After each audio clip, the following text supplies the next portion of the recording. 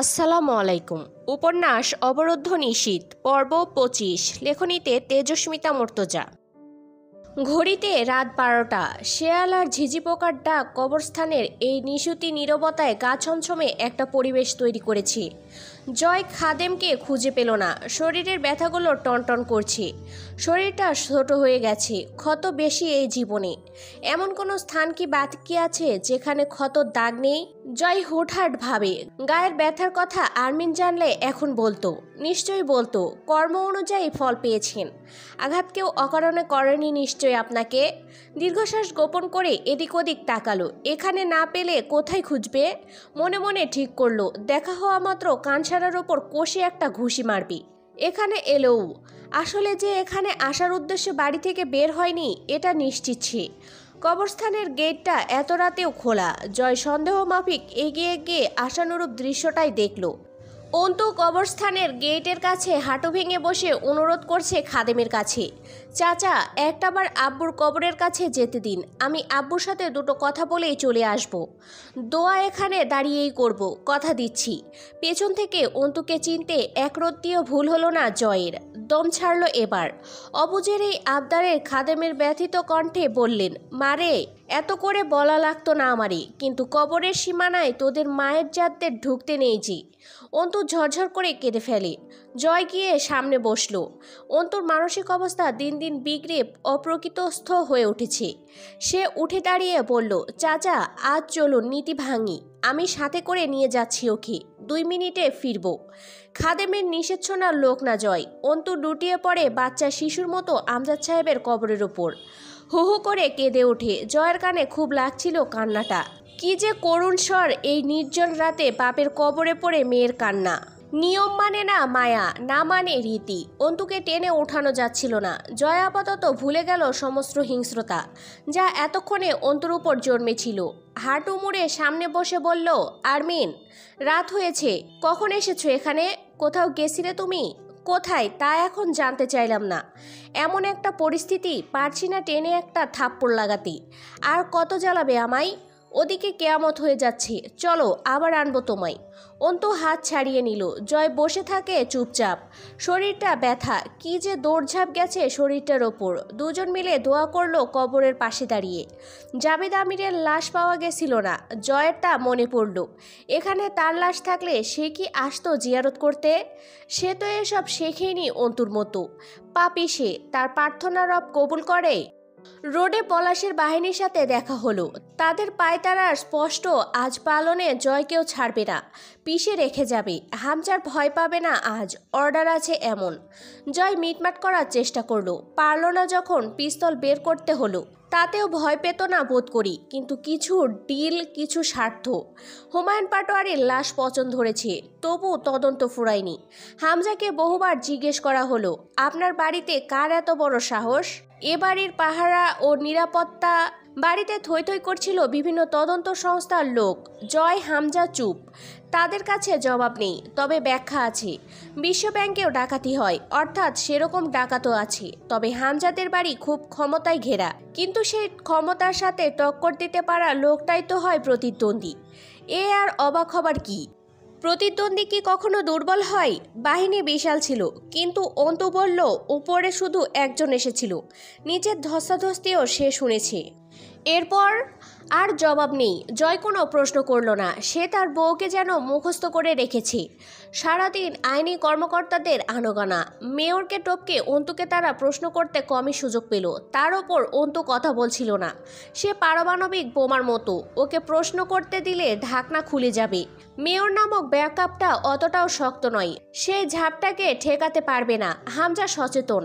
হামজার বাপ মরেছে, মা মৃত্যুশয্যায়, অথচ সে নির্লিপ্ত।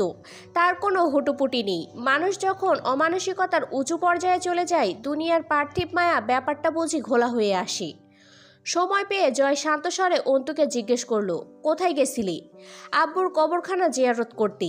জয় শান্ত চোখে তাকালো। আমি জয় আমির। বুঝে চুপ থাকা লোককে তুচ্ছজ্ঞান করতে নেই আরমিন। ২৭-এ জন্মাইনি আমি, পূর্ণ ১০ মাস পেটে থেকে জন্মেছিলাম। আমি কোথায় গেছিলাম সেটা তেমন জরুরি কিছু না, তবু যদি জানতে চান আমার একটা শর্ত আছে। সুযোগ লুফে নেওয়া ভালো। কি শর্ত? আপনাদের ওই গোপন ঘরের চাবি কার কাছে থাকে এটা জানতে চাই। গণ্ডির বাইরে মৃত্যু থাকে আরমিন, তা পার করো না। তোমায় মারতে আমার খুব বেশি কষ্ট হবে না। ঠিক আছে, তাহলে বাদ দিন, আমি কিছু জিজ্ঞেস করেছি। আমিও তো শর্ত দিলাম, চাবি চাইছি না তো, শুধু জানতে চাইছি চাবি থাকে কোথায়। বিশেষ কিছুই নেই ওই ঘরে, তুমি কখনো যাওনি, তাই এত কৌতূহল। যা জিজ্ঞেস করছি জবাব দাও, নয়তো একটানে কণ্ঠনালী ছিঁড়ে আনবো।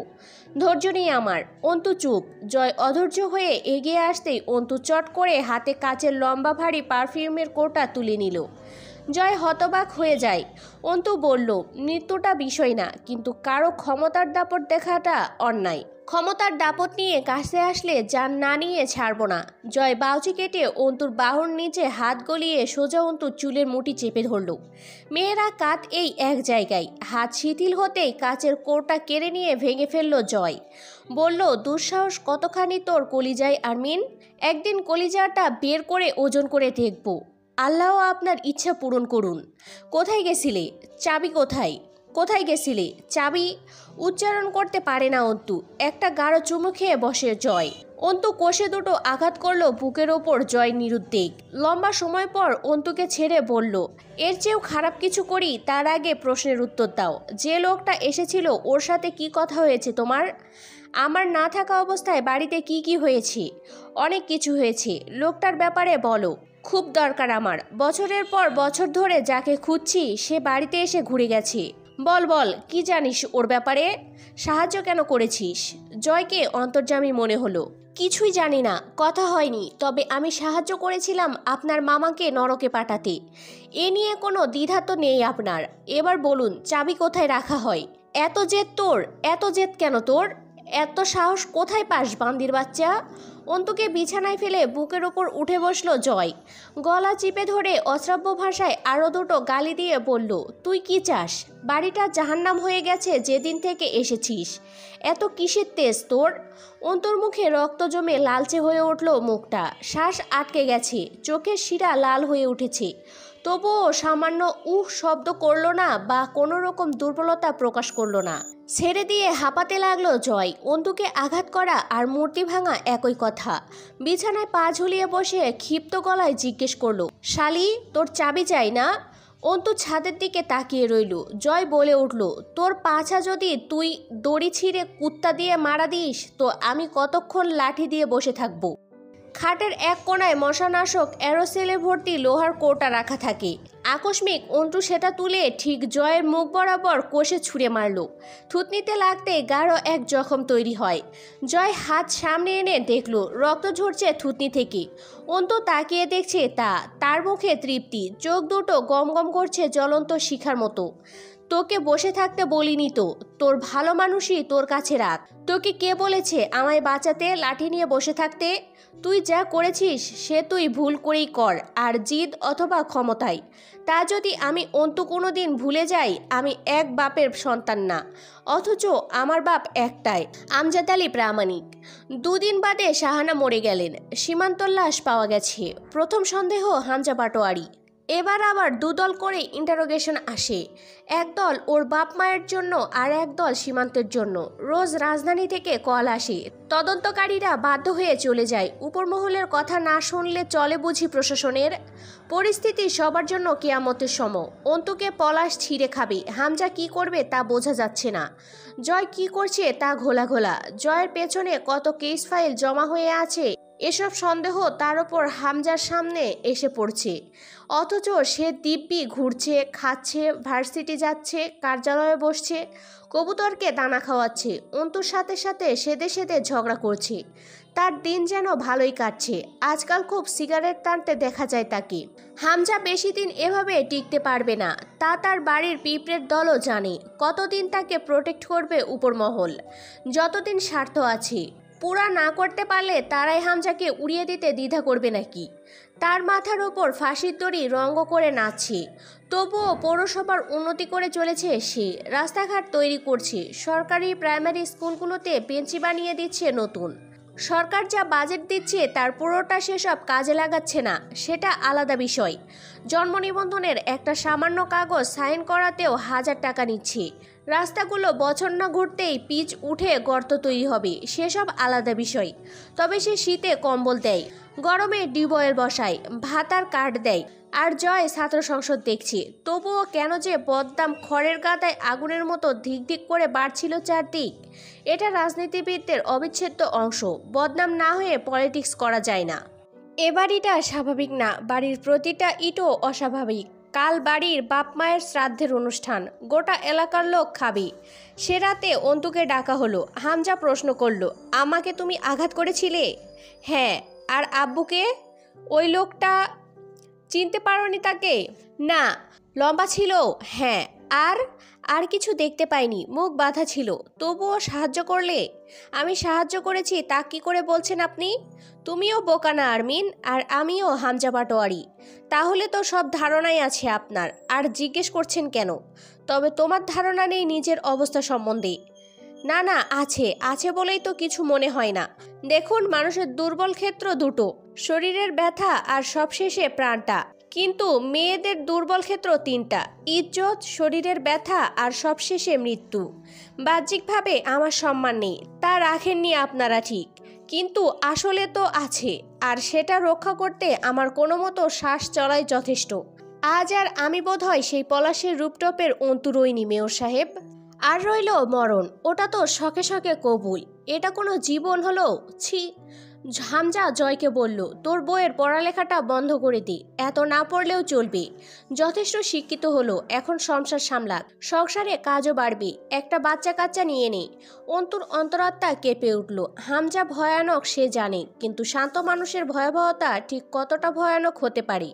লেখাপড়া না করা, জয়ের সংসারের জয়ের বাচ্চা পালন করা, এর চেয়ে বড় দুর্বলতা নেই তো। না, নেই আর কিছু অন্তুর। হামজা ঠিক তাই পয়েন্ট করেছে। অন্তু আজ সত্যি ভয় পেয়ে গেল আরেকবার হামজাকে। কঠিন ভয়, চোখে মুখেও সেই ভয় ফুটে উঠল। সে পাগলের মতো পেছন থেকে ডেকে উঠল, মেয়র সাহেব, পড়ালেখা বন্ধ করে আপনি আমায় আটকে রাখতে পারবেন বলে মনে করেন? হামজা পেছন ফিরে সুমিষ্ট হাসি, শুধু তোমায় বাঁচিয়ে রেখে আমি শেষ অবধি অনেক কিছুই করব আরমিন। চোখ দুটোর যত্ন নাও, দেখতে হবে সেসব। বিশাল ডুপ্লেক্স বাড়ি, কাচের সমারোহ চারদিকে। সুস্থ চোখে অভিজাত্যের কমতি চোখে পড়ার অবকাশ নেই। দেওয়ালগুলো অবশ্য রোজ আওয়াজহীন চিৎকারে বলতে চায়, আমি অমুকের রক্তের বদলে আদায় করা টাকাই কেনা। অথবা কোনো আসবাব হয়তো অভিমান করে স্বীকার করে না, ওটা কেনার টাকা পলাশ কারো বউ ছিনিয়ে নেবার ভয় দেখিয়ে আদায় করে নিয়েছে। মেঝের টাইলসগুলোও অবশ্য বলে না মুখে, আমার মূল্য অমুক মুদি দোকানদারের সারাদিনের পরিশ্রমের টাকা চাঁদাবাজিতে খোয়া যাওয়া পয়সায় কেনা। ওরা জড়বস্তু, ওরা এসব কেন বলবি? পলাশ হেলে দুলে ঢুকলো হলরুমে, তার কানে এসব চিৎকার মধু ঠেকে। আজ মটটট খেয়ে আসেনি, সোফায় বসে চেঁচালো, রূপ রূপ নিচে আয়। রূপকথা এসে জিজ্ঞেস করলো, কিছু লাগবে তোমার? পাশে বস।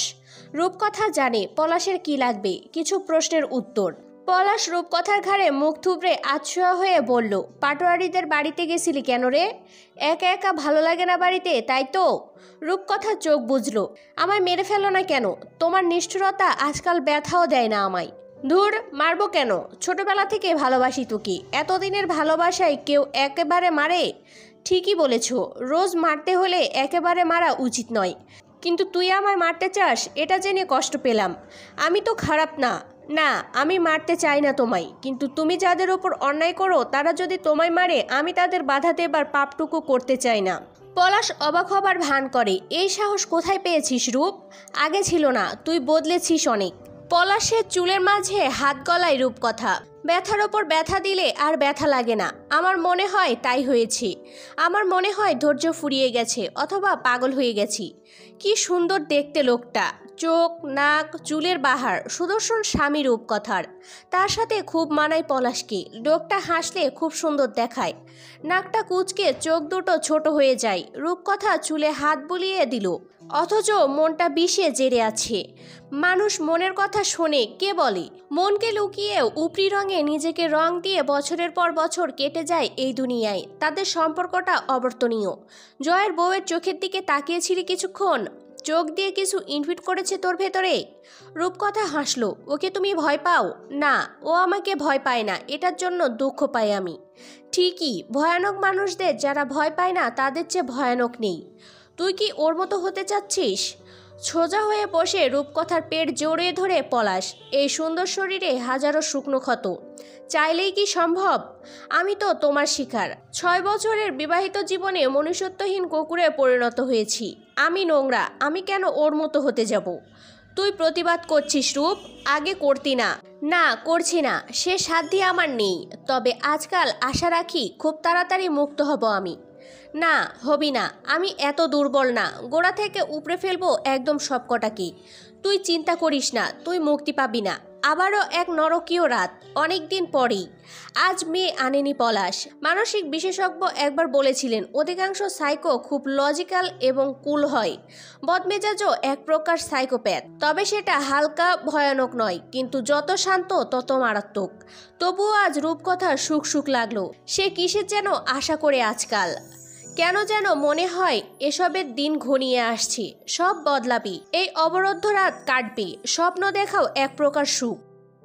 জয় রোজ অন্তুকে অত্যাচার করে, বিভিন্ন প্রশ্ন করে, কোনো কাজ হয় না। মাঝে মধ্যে জয়কে সর্বজান্তা মনে হয়। মানুষের আন্দাজ শক্তি কতটা প্রখর হতে পারে। জয় যেমন সেদিন চট করে বলল পলাশের বউ এসেছিল বাড়িতে। অন্তু চুপ। জয় বলল, এসে কি বলে গেছে?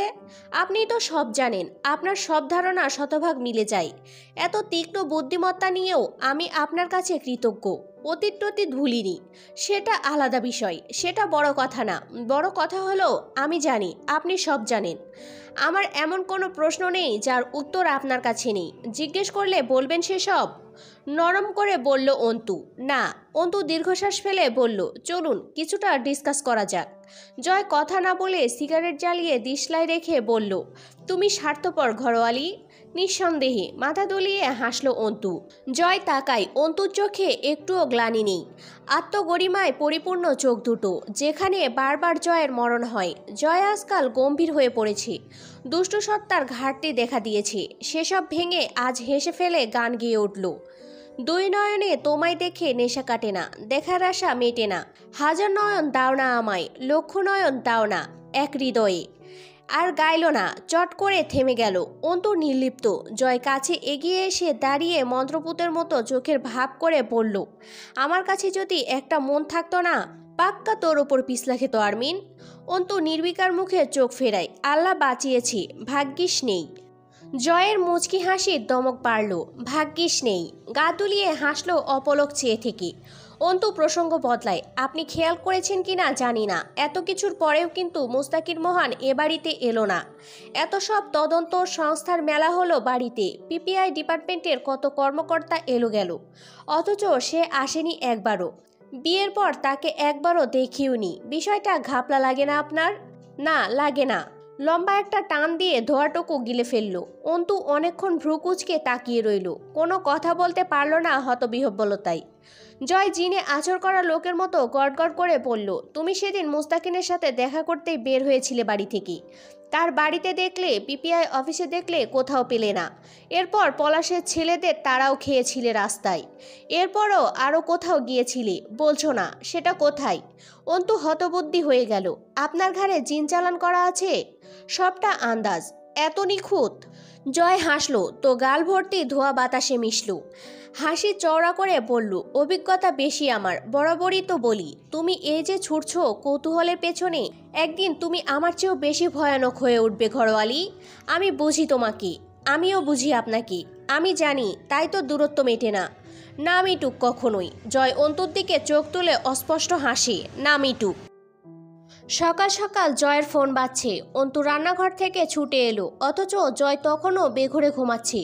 উপর হয়ে ঘুমায় জয়। অন্তু দুবার ডাকলো, জয়, জয় আমির, আপনার ফোন বাজছে। গরম খুন্তির শেক দিয়ে ঘুম ভাঙাতে হবে নাকি মরে টরে গেলেন? না, জীবিত। চোখ খুলল জয়, ফোন হাতে নিয়ে স্ক্রিনে তাকিয়ে আবার ফিরিয়ে দিল অন্তুকে। তোমার ভাবি, কথা কও। ভ্রু জড়াই অন্তু, নম্বর কোথায় পেলেন? সেদিন তোমায় খুঁজতে গিয়ে নিয়েছিলাম। মাজিয়া কথা বলতে পারছিল না, কণ্ঠস্বর দিয়ে রীতিমতো ফুপড়ি উঠছে। অন্তু স্পিকার লাউডে দিয়ে পড়ল, কি হয়েছে, কি হয়েছে ভাবি? তোমার ভাইয়ের গাড়ি। অন্তু, কারা জানি তোমার ভাইয়ের গাড়ি পিষে দিয়ে গেছে অন্তু। কেউ একজন কেড়ে নিল ফোন, ভালোভাবে বলল, অন্তু, তোর ভাইয়ের নাড়ি ভুড়ি সব রাস্তায় রাস্তায়। কোম্পানির গাড়ি ছানা বড়া হয়ে গেছে, আগুনে পুড়ে ছাই। অন্তিক খণ্ড খণ্ড হয়ে গেছে অন্তু। জয় দীর্ঘশ্বাস ফেলে উঠে বসল। অন্তু মেঝের উপর বসে পড়ার আগে হামজা শান্ত। জমাট বরফের মতো শীতল মুখটা ওর চোখের সামনে ভেসে উঠল। অন্তুর চোখ পরিষ্কার তো না, ঘোলাটে জলে ভরে উঠেছে। হামজা চোখ পরিষ্কার রাখতে বলেছিল। অন্তু যখন উঠে দরজার দিকে এগিয়ে যাবে, জয় বাহু চেপে ধরল। ঘরোয়ালি, ঘরোয়ালি, যাচ্ছ কোথায়? অন্তু তাকাতেই চোখ বুজে মাথা ঝাড়া দিয়ে চোখ ঝাপটে ফের বলল, কোথায় ছুটলে? অন্তু হতবাক হয়ে গেল। জয় জানায়, এ বাড়ির বউয়েরা যখন তখন বাপের বাড়ি যায় না। ভাবিকে দেখেছো একবারও বাপের বাড়ি যেতে? পাগলামি করছেন আপনি? অন্তুর কণ্ঠে বিস্ময়, তার কণ্ঠস্বর কাঁপছে। না, পাগলামি করব কোন সুখে? আমি একটা ভালো জাতের মাতাল, পাগল না।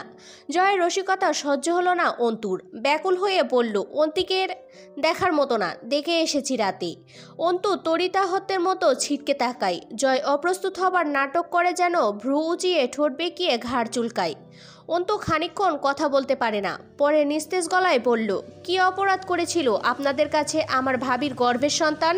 জয় দুপাশে মাথা নাড়ে। ছ্যাঃ, জন্মের আগে কেউ অপরাধ করে না। অন্তু হাত ছাড়ানোর চেষ্টা করলো একবার, পরে থেমে গেল। দৃষ্টি সরালো না জয়ের মুখ থেকে। পাগলের মতো অল্প হাসলো। আমি করেছি অপরাধ, বলছেন না কেন? জয় দরজাটা এক হাতে আটকে দিয়ে অন্তুকে টেনে এনে বিছানায় বসিয়ে কপালে একটা চুমু খেয়ে সিগারেট জ্বালালো। অন্তু বিছানায় আঘাত করে হাত দিয়ে। শিট, অপরাধ করলাম আমি, আর ওই বাচ্চাটা দুনিয়ায় এসে বাপকে দেখবে না।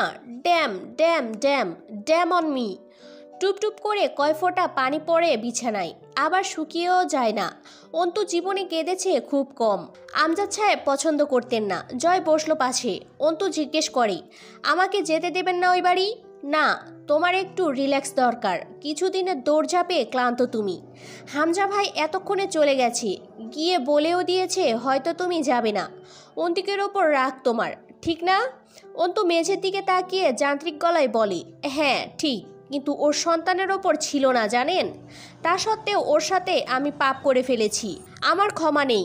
জয় সিগারেটে টান দেয়। ওসব কাটাছেঁড়া দেখতে পারবে না তুমি। আচ্ছা, দেখতে যাব না ওসব। তোতা পাখিকে শেখানো বুলির মতো বলে অন্তু। জয় মেঝের দিকে ঝুঁকে বসে সিগারেটের আগায় টোকা দিয়ে জমাট ছাই ফেলে মেঝেতে।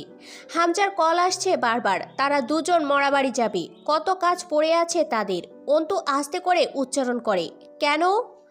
খানিক সময় নেয় জয়, তারপর বলে, রাজনীতি পুরোটাই একটা নীতির ভাণ্ডার ঘরোয়ালি, হোক তা দুর্নীতি অথবা সুনীতি। নীতি, তার মাঝে মেজর একটা নীতি কি জানো? জনগণকে কাবু রাখা। কিন্তু আমাদের দ্বারা কখনোই সম্ভব না জনগণের মন জিতে তাদের হাতে রাখা। তাহলে উপায়? কিন্তু হাতে তো রাখতে হবে। দীর্ঘশ্বাস ফেলল। ভয়, এটা কার্যকর। জনগণের মনে যতদিন আমাদের জন্য কলজে কাপা ভয় আছে, ততদিন আমরা আছি। ওটা পুঁজি আমাদের। তোমার ভেতরে তা নেই হয়ে যাচ্ছিল। বিদ্রোহী আর রাজপ্রতিদ্বন্দ্বীরা জানের ভয়হীন হয়, তাই বলে কি এদের কাবু করার জায়গা নেই? থাকে এদের পরিবার। একটু থেমে বলে, আমি বলেছিলাম তোমার পরিবারকে আঘাত করতে দুঃখ পাবো আমি। অন্তিককে আঘাত করার সময় খারাপ লেগেছিল আমার। তোমার ভাবি গর্ভবতী, অসহায় মা। জিত কি ভালো কিছু বয়ে আনে আরমিন? ঠোঁট একপাশে বাঁকা করে ছ্যাঃ ছ্যাঃ শব্দ করে মাথা দোলায় জয়। অন্তু মন্ত্রপুতের মতো দুপাশে মাথা নেড়ে সম্মতি দেয়। না, ভালো কিছু বয়ে আনে না, খুব খারাপ অবধি যায়। আমি আমার অপরাধগুলো সব গুলিয়ে ফেলেছি। মনে করান তো পাপগুলো? মনে পড়ে না পাপ। তবে এত বড় বড় দাম যখন দিচ্ছি, কিছু তো করেছি। কি?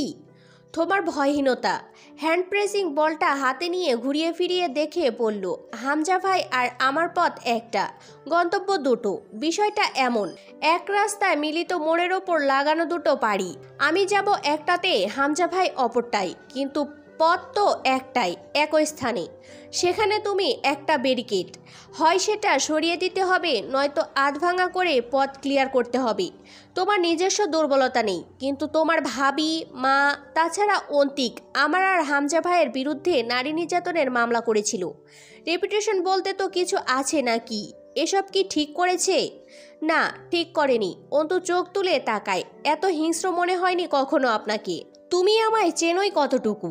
জয় ঠোঁট কামড়ে হাসে, আবার জিহ্বা বের করে ঠোঁট ভেজায়। আমি মূর্খ, নির্বোধ, ঠিক বলিনি? জয় হো হো করে হাসে, এই হাসিটা অবর্ণনীয়। আনমনে কেউ জোরে হাসলে ভৌতিক লাগে, জয় পারে। তার আনমনা চোখ ঠোঁট ফেরে গা দোলানো হাসি, এটা তার বৈশিষ্ট্য। পাখির মতো ঘাড় নেড়ে এদিক ওদিক তাকায়। অস্থির চঞ্চল জয় আমির। সিগারেটটা ছুঁড়ে ফেলে মেঝের ওপর। গত রাতে এসে গোসল করেছিল সেই মাঝরাতে। খুন করে এসে গোসল করতে হয়। হামজার জন্য গরম পানি করতে দেখেছে রিমিকে, হামজাও গোসল করেছে। অন্তু ভাবি, তার মাথায় আবল তাবল ভাবনারা আসছে। কে যেন ডাকছে, সে স্পষ্ট শুনছে, নাম ধরে ডাকছে ওকে। সাড়া দিলেই বলছে, মরে যা, যন্ত্রণা কমে যাবে। তোর মতো মেয়ের মরে যাওয়া খুব দরকার। অন্তু শুধাই, মরলেই সব যন্ত্রণা শেষ হয়ে যাবে? সে বলে, পাক্কা। তোর বাঁচার হকই তো নেই। তুই তোর বাপকে খেয়েছিস, নিজের পর্দা, ক্যারিয়ার, পরিবার, সম্মান, শান্তি, অবশেষে ভাইটাকে, সাথে কিছু অমানুষ শত্রুও লেলিয়ে নিয়েছিস নিজের পেছনে। একটা বাচ্চার বাপকে তার জন্মের আগে খেয়ে বসে আছিস। তোকে বাঁচার হক কে দিয়ে রেখেছে? তাহলে মরে যাওয়াই উচিত আমার। আলবাত তাই। জয়ের ড্রয়ারে অনেক রকমের মেডিসিন, ড্রাগস থাকে। কোনোটা ওভারডোজ হলেই তুই মুক্ত। তোর মতো নির্বোধদের বাঁচতে নেই অন্তু। মুক্ত হ, ব্যথা কমিয়ে ফেল। এত যন্ত্রণা গিলে এমনিতেও সুস্থ থাকবি না। সাদা পাঞ্জাবির ওপর আলমারি খুলে নতুন আতরের শিশি বের করে পুরো শরীরে আতর লাগায় জয়। পাঞ্জাবির কলার টেনে বোতাম আটকায়। হাতে থাকা শিকলের মতো রিসলেট খুলে কালো ঘড়ি পরে। গলার চেনটা পাঞ্জাবির গলার আড়ালে রাখে। মরাবাড়ি ভদ্র হয়ে যাওয়া উচিত। অন্তুর নাকে আতরের ঘ্রাণ যেতেই পরিবেশ ভুলে অন্য টাইমলাইনে বিচরণ করতে শুরু করলো। সে দেখতে পায় সামনেই আমজাদ সাহেবের লাশ। চোখে সুরমা, গোলাপ জল ছেটানো হচ্ছে, আতর, কর্পূর ইত্যাদির গন্ধ আসছে। চট করে আমজাদ সাহেবের মুখটা বদলে অন্তিক হয়ে যায়। অন্তু কেঁপে ওঠে থরথর করে। তার জন্য হয়েছে সব। সে কি করে ফেলেছে?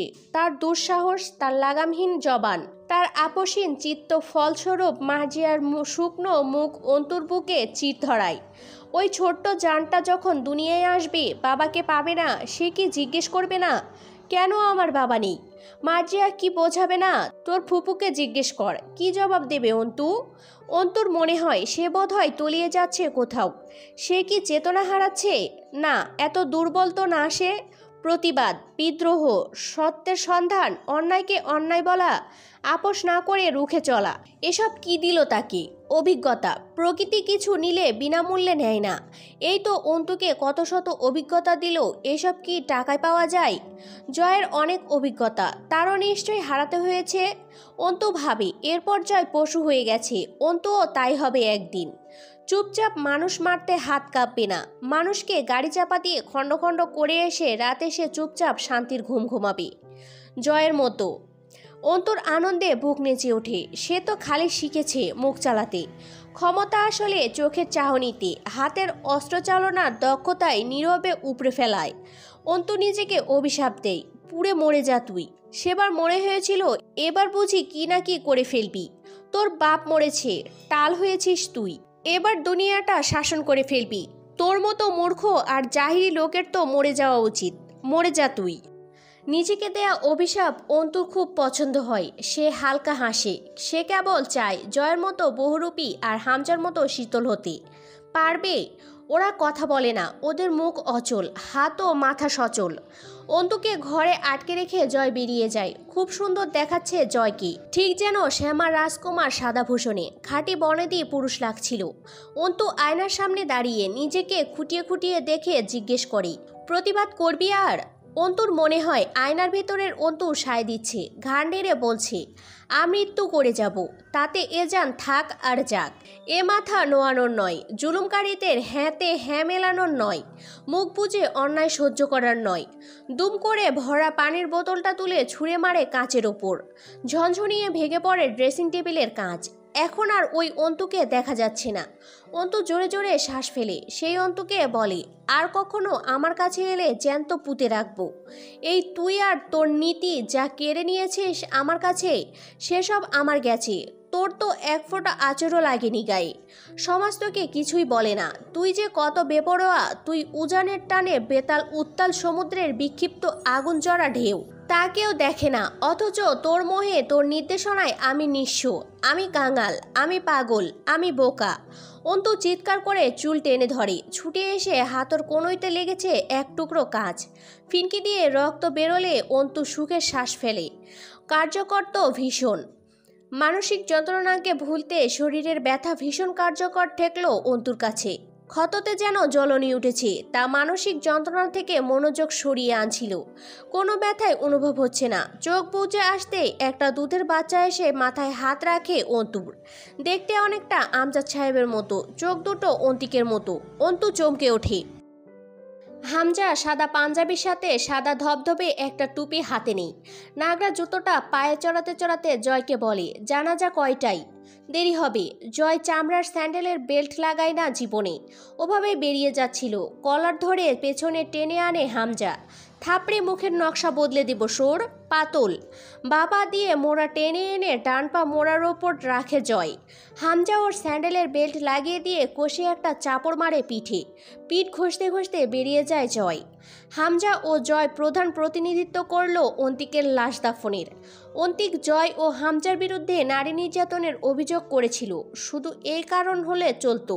এটাই তো শুধু কারণ না ওকে মারার। অন্তুর এত বাড়াবাড়ি মানা যাচ্ছিল না।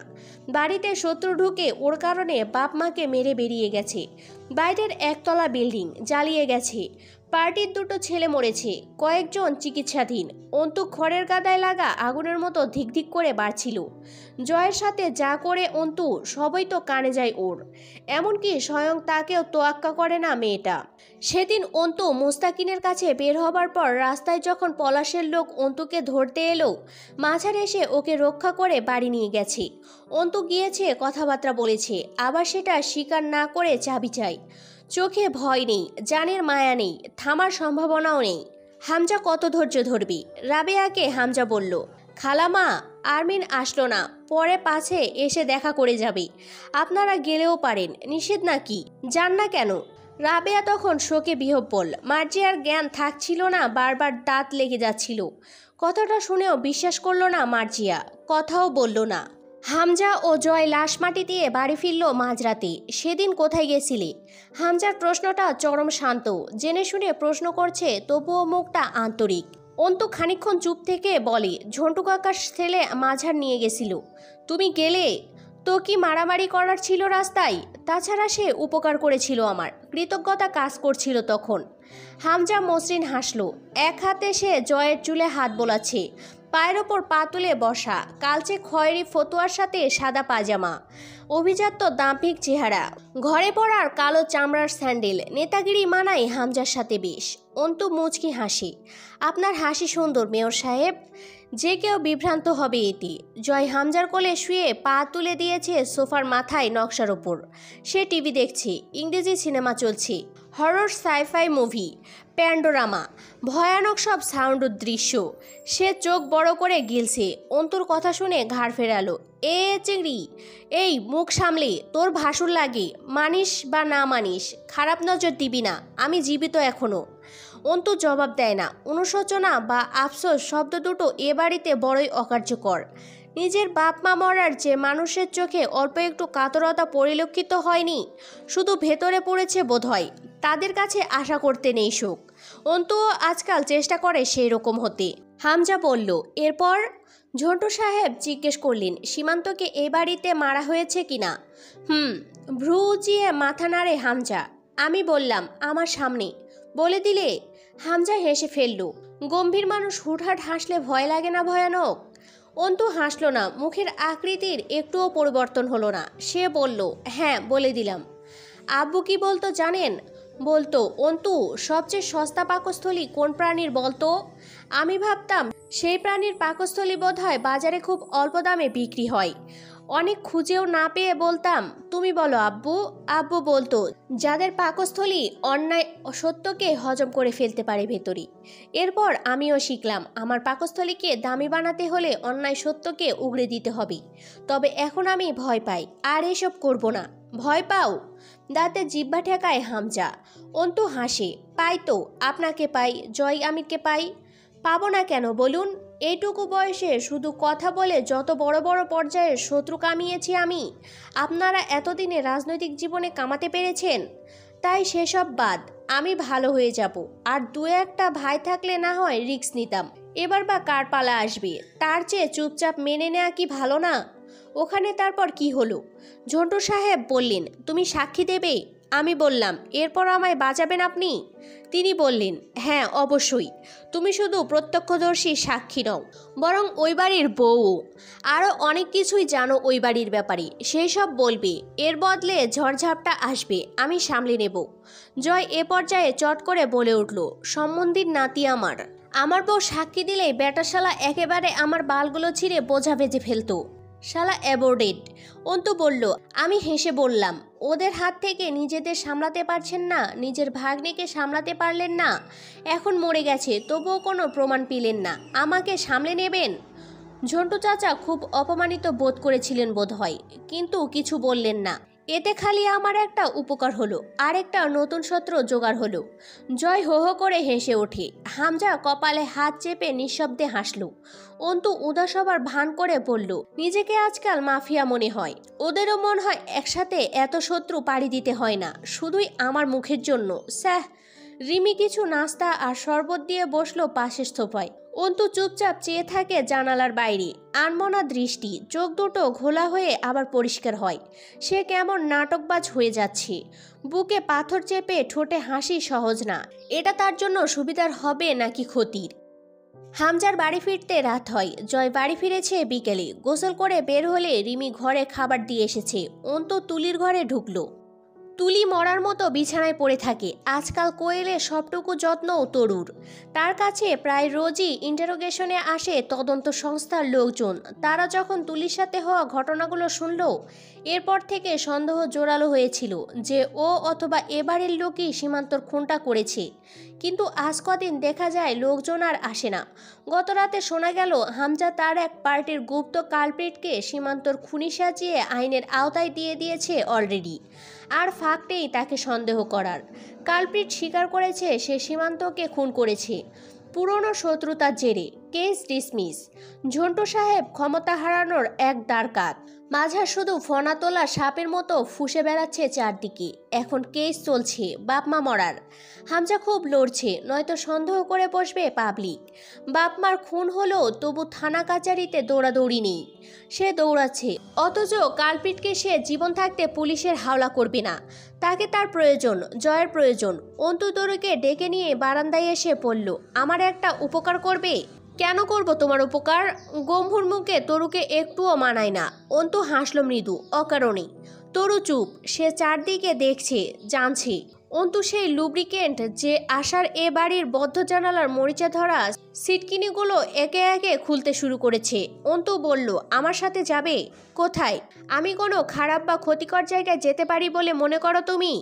হেয়ালি করবে না। আচ্ছা, করব না। তরু দাঁড়ালো না, ভেতরে চলে গেল চুপচাপ। অন্তু ওভাবেই দাঁড়িয়ে থাকি, ঘাড় ফেরায় না। তরু বাথরুমে ঢুকতে ঢুকতে বলল, দ্রুত তৈরি হবে, হাত ধুয়ে নিই আমি। আলতো হাসে অন্তু। এই বারান্দা থেকে বাড়ির পেছন দেখা যায়। বিশাল ডোবা ওই সামনে, কালো কাদামাটি বেশি, তাতে পানির চেয়ে। হামজা ও জয়কে দেখে আন্দাজও করা যায়নি ওরা এত গভীর। সিসকে রসিক আর অল্প স্বল্প দাপটেই লাগতো কেবল। জয় খাচ্ছিল। কোয়েল বারবার প্লেটের ওপর হাত চালাচ্ছে। আমার চলকেট দিয়ে তারপর খাও। জয়, ও জয়, জয়, জয়, আমার কথা শোনো। জয় এতক্ষণে মাছের কাঁটা বেছে বেশ একটা মিশন কমপ্লিট টাইপের ভাব নিয়ে তাকালো কোয়েলের দিকে। ক সম্বন্ধীর চেংড়ি, ক, কি সমস্যা তোর? ওই ভাবি শালির মেয়েকে বলি, আমি বাঙালি, তবে মাছে ভাতে না। ও শালি, আমারে মাছ দিয়েন না, মাছের বালটা আমি বাঁচতে পারি না। আমারে দিয়েন না। ভাতের নিচে পানি উঠে বন্যা হয়ে যাচ্ছে, তবুও মাছের কাটা বাছা শেষ হয় না। কোয়েল জোরে করে খামচি দিয়ে ধরলো জয়ের হাত। আমার চলকেট দাও। বাংলা ভাষার সাথে জোচ্চুরি করছিস বেঈমান? তোর তো দেশদ্রোহিতার শাস্তি হওয়া উচিত। চলকেট কি? চকলেট? বল মামা। ও থুক্কু, আমাকে তো আবার কেউ বালের দামটুকুও দেয় না। কজে জয় চকলেট দাও চকলেট। অন্তু রুমে ঢুকতে ঢুকতে শুধরে দিল, চকলেট কোনো বাংলা শব্দ না। দেহ আরেক বেইমান হাজির, এ আবার দেশের সাথে না, স্বয়ং ঘরের স্বামীর সাথে বেইমানি করা বেইমান। অন্তু কিছুক্ষণ এমনভাবে ইতস্তত করলো যেন সে বাড়িওয়ালার কাছে চুরি করার অনুমতি চাইবে। জয় বলল, এমনি তো মুখটা হাওড়ার ব্রিজের মতো, এখন এমন লাউডাগা সাপের মতো কুচকে যাবার কি হলো? কি সমস্যা? আমার কিছু টাকা লাগবে। অন্তুর টাকা চাওয়ার এই কঠিন সংকোচ দেখে জয়ের একটু হাসি পেল। তাছাড়া আজ তার মনটাও ভালো। জিজ্ঞেস করলো, কি দরকার? সব দরকার বলা যায় না, ফার্মেসির দোকান তো আছে আশেপাশে না? আমাকে বলো, আমি এনে দিচ্ছি, অথবা কাউকে দিয়ে আনিয়ে দিই। তা যদি হতো তো করতাম নিশ্চয়ই। টাকা দেবেন কি না? তোমারে টাকা পয়সা দিয়ে পুষে আমার কি লাভ? লস প্রজেক্ট মাল ঢালতেছি। অন্তু কথা বলল না। জয় সোফার ওপর উড়িয়ে ফেলে রাখা প্যান্টের দিকে ইশারা করে বলে, ওখানে থেকে নাও। মাত্র 20টা টাকা অন্তু বের করে নেয় হাতে। তবুও মনে হলো তার হাত কাঁপছিল, শিশির করে কাঁপছিল। চোখে মুখে অন্ধকার নেমে এসেছিল। অন্তু যখন রুম থেকে বেরিয়ে যাচ্ছিল, জয় মনোযোগ সহকারে খাবার মাখাতে মাখাতে বলল, বাপের বাড়ি যাচ্ছ? অন্তু পেছন ফিরল, অকপটে বলল, হ্যাঁ। জয় চোখ তুলে তাকায় না। অন্তু বেরিয়ে যায় চুপচাপ। জটিল এক সম্পর্ক রেখার ওপর দৌড়ে কতদূর পৌঁছা যায়? মানুষের জীবন পরিণতিতে নিশ্চিতভাবে মৃত্যু দাঁড়িয়ে, কিন্তু সম্পর্কগুলোর